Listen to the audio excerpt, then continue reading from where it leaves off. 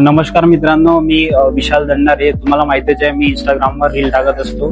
तर आज आपण स्टँडिंग पोझिशन बद्दल मी तुम्हाला सांगणार आहोत. कारण जर आपण कोणतंही जसं फिटर ट्रेडमध्ये प्रॅक्टिकल करत असताना स्टँडिंग पोझिशन ही खूप महत्वाची असते. ज्याप्रमाणे एखादा घर बांधायचं आहे तर त्या घराला फाउंडेशनची म्हणजे पायवा जर चांगला असला तर तो घर चांगला बनते. तसंच प्रॅक्टिकल जर आपल्याला प्रॅक्टिकलमध्ये चांगला बनायचं असेल, प्रॅक्टिकल चांगली करायची असेल योग्य, तर त्याच्यासाठी परफेक्ट बनण्यासाठी आपलं स्टँडिंग पोझिशन ही खूप महत्वाची आहे. तर मी पुष्कळच्या मुलांना बघतो तर ते स्टँडिंग पोझिशन मध्ये कसेही असं फायलिंग करताना जसं असं उभं राहतात, हे असे ही पोझिशन नाहीये. कारण याच्याने काय होऊ शकते, तुमच्या बॅक पेन होऊ शकते.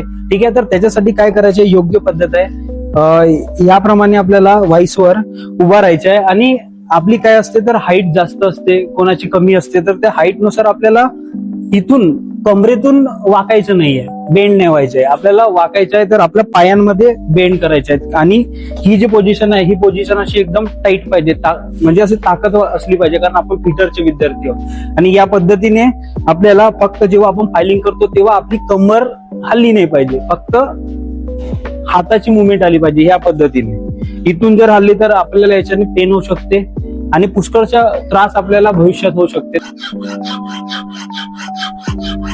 तर ही खूप महत्वाची गोष्ट आहे, तर याच्याकडे लक्ष द्या. आणि स्टँडिंग जर तुम्हाला आणखी काही वाटत असेल की कशा पद्धतीने करायला पाहिजे, काय करायला पाहिजे, कमेंट मध्ये सांगा. मी तुम्हाला नक्कीच त्याचा आन्सर देईन.